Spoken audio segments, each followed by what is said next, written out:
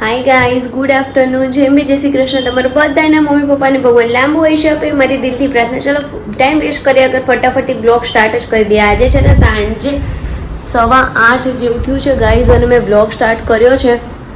પંખો બંધ કરી દઉં તમને વ્યવસ્થિત અવાજ આવે એના માટે. બહુ લોકો કહેતા હોય છે કે તમે સાંજે બી શું કરો છો એનો બ્લોગ બનાવો. તો ગાઈઝ જો મેં અહીંયા છે ને બટાકા ને અહીંયા બીટ ને એવું બધું બાફી લીધું છે. અહીંયા બનાવું છું ગ્રીન ચટણી અને આ બ્રેડ છે. એટલે અત્યારે પ્લાન છે સેન્ડવિચ, પીઝા અને ફ્રેન્ચ ફ્રાઈઝ બનાવવાનો ગાઈઝ. તો ચલો બધા આવી જાઓ ફટાફટથી ખાવા માટે. કાલે બનાવી હતી પણ આજ કેવું છે ખબર છે, આજ મને થોડીક મજા નથી. એવું છે મારું બોડી હજુ પ્રોપર નથી થયું ને એના માટે. તો ભાખરીને એવું બધું આમ બહુ વાર સુધી ભણવા ઊભું રહેવા માટે મારી તાકાત નથી, અને ખીચડીને એવું ગરમીમાં રોજ રોજ ભાવે ના, એટલે મેં કીધું ચલો આવું કંઈક જુગાડ કરી દઈએ. તો મેં બ્લિંકિટમાંથી સામાન મંગાવી લીધો. ચીઝ ને બટર ને બ્રેડ ને બધું, થોડી બ્રેડ પડી હતી થોડી મંગાવી લીધી અને એ બનાવું છું. અને મેં મેશોમાંથી ગઈ બહુ જ મસ્ત મસ્ત ડ્રેસ મંગાવ્યા છે. તો એન્ડ સુધી જોજો વિડીયો, હું તમને બતાવીશ. મતલબ અત્યારે ઓપન કંઈ નહીં બતાવું, એનો ડિટેલ વિડીયો આવશે, પણ મેં કેટલા ને શું મંગાવ્યું છે ને બધું હું બતાવવાની જ. વિડીયો એન્ડ સુધી જોજો, મજા આવશે. ને ગાઈઝ થોડીક મજા આવતી હોય તો એક લાઈક અને ચેનલ સબસ્ક્રાઈબ કરી દેજો. અને આવા વિડીયો બ્લોગ જોવાનો કોઈ બી તમારી ફેમિલીવાળા પસંદ કરતા હોય તેને વિડીયો શેર પણ કરી દેજો. ચલો મળીએ થોડી વારમાં. ગાઈઝ અહીંયા બની ગયો છે મારો પીઝા. અહીંયા જો વેજ ચીઝ માયોનીઝ સેન્ડવિચ બનાવવાની છે. એના માટે જો આ કોર્ન નાખવાના છે, પણ થોડા ગરમ છે ને એટલે થોડી વાર એ નાખીશ. અને આની અંદર મેં શું નાખ્યું છે તો કાકડી, કેપ્સિકમ, ટામેટું, ડુંગળી અને માયોનીઝ. હવે ચીઝ ઉપરથી નાખીશ કેમ કે બધું બગડે ના એના માટે. તો ચલો ફટાફટથી બનાવી લઈએ.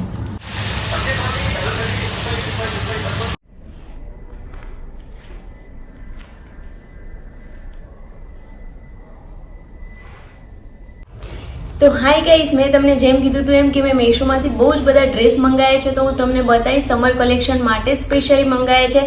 તો તમને બતાવીશ, વિડીયો એન્ડ સુધી જોજો. પણ કાલે સાચું કહું કામમાં બિલકુલ ટાઈમ ના મળ્યો, તો આજે નેક્સ્ટ ડે છે. હું નેક્સ્ટ ડે તમને બતાવવા માટે બેસી છું કે મેં કેવા ટાઈપના પીસ મંગાવ્યા છે. અને ગાઈસ તમે જોશો ને એટલે તમે સાચેમાં મંગાવી જ લેવાના છો.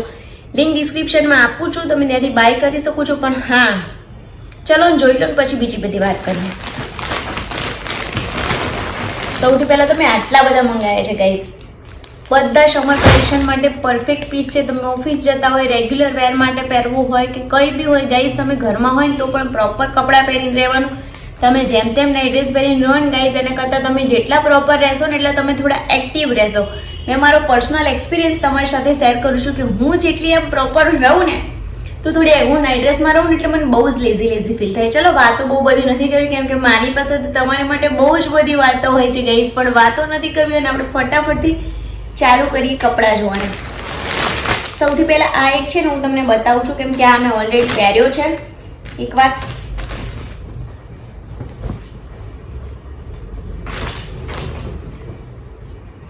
ગાઈઝ તમે એનું ડિટેલિંગ, એનો કલર, એનું વર્ક જોવો એમ. મતલબ અને સમર માટે તમે રેગ્યુલર માટે ઓફિસ માટે પરફેક્ટ પીસ છે. અને ગાઈઝ આવા નેકવાળા પીસ પર્સનલી મને બહુ જ ગમે. તમને લોકોને ગમે છે કે નહીં કહેજો. અને એમાં બંને સાઈડ પોકેટ પણ આપ્યું છે. જો કલર જુઓ તમે, ગમે તેવી તમારી સ્કિન હશે ને તમે પહેરશો ને બહુ જ મસ્ત લાગશે. અને એની નીચે આપ્યો છે પ્લાઝો.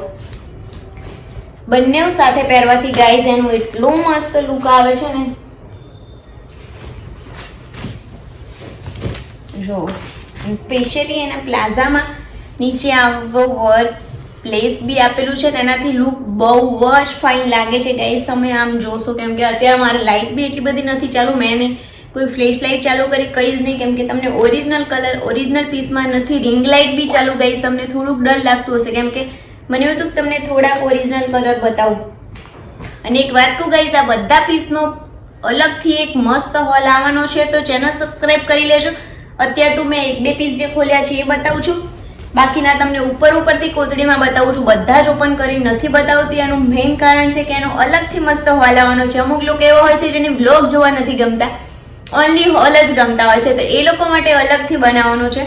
અને તમને લોકોને બ્લોગ અને હોલ બંને ગમે છે તો અત્યારે બ્લોગની સાથે હું થોડાક પીસ બતાવી દઉં છું કે મેં મેશોમાંથી આટલી બધી શોપિંગ કરી છે. અને હા, અલગથી તો વિડીયો આવશે જ પરફેક્ટલી. ચાલો જો આ બીજો એક પીસ છે. આ બે મેં ખોલ્યા હતા. જો ગાઈસ આ તો તમે જો ખાલી એનું વર્ક આમ ડિટેલિંગ જુઓ તમે, અને પ્યોર આમ તમને ગરમી ના લાગે ને એવા ટાઈપના કાપડ છે. જો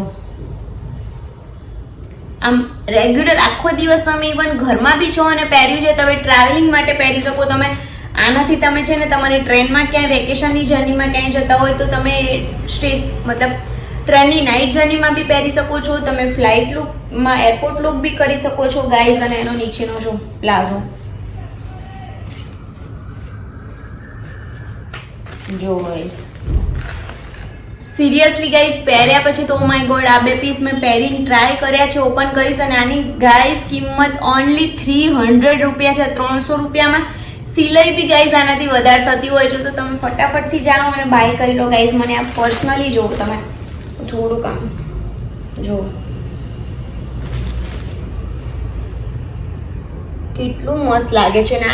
જો જ્યારે હોલ બનીશ ને ત્યારે બધા કપડાં તમને પહેરીને બતાવીશ. તો stay tune guys, channel subscribe કરી લેજો. અને હા, કોઈને બી આવા મેશોવાળા હોલ જોવા ગમતા હોય તમારા ફ્રેન્ડ્સ ફેમિલીમાં, તમારી બહેનપણી સખી સહેલીને, તો એને શેર કરી દેજો. તો એ બી આવા વિડીયો જોઈ શકે ને ઓછી કિંમતથી તમે તમારા પપ્પાના, તમારા હસબન્ડના, તમારા બોયફ્રેન્ડના પૈસા બી બચાવી શકો છો ગાઈઝ આવી ઓછી કિંમતમાં કપડાં મંગાવીને. હા, તમે બીજે ક્યાંયથી ખરીદી કરશો તો તમને 300 રૂપિયામાં ક્યાંય નહીં મળવાનું ગાઈઝ.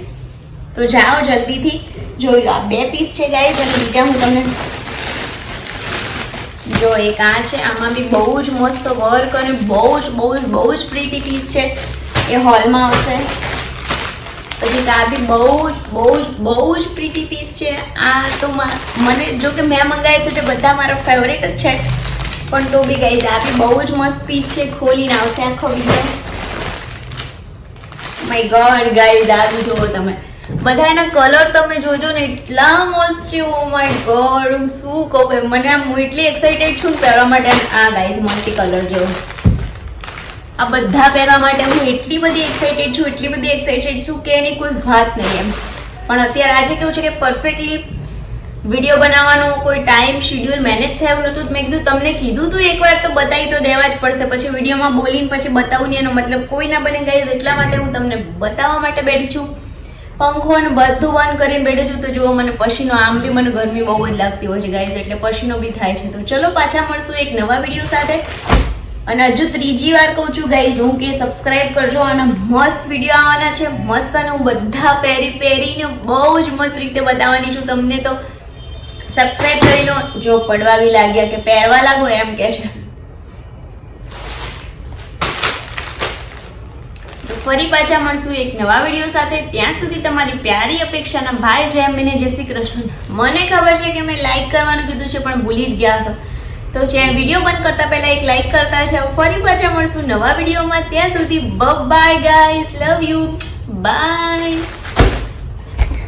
ગાઈઝ. મેં વિડીયો એન્ડ કરી દીધો હતો, પણ અહીંયા છે ને હું મેથી પાપડનું શાક બનાવતી હતી. મેં કીધું તમારે કોઈ રેસીપી જોતી હોય ને તો કોમેન્ટ કરજો, આપણે ફરીથી આખી રેસીપી આપશું. અને અહીંયા બને છે જીરા આલુ તો જો કે બધા બનાવતા હોય, પણ મેથી પાપડનું શાક અમુક જ બનાવતા હોય. તક્ષનો જો તક્ષ જો અહીંયા તોફાન કરે છે જો.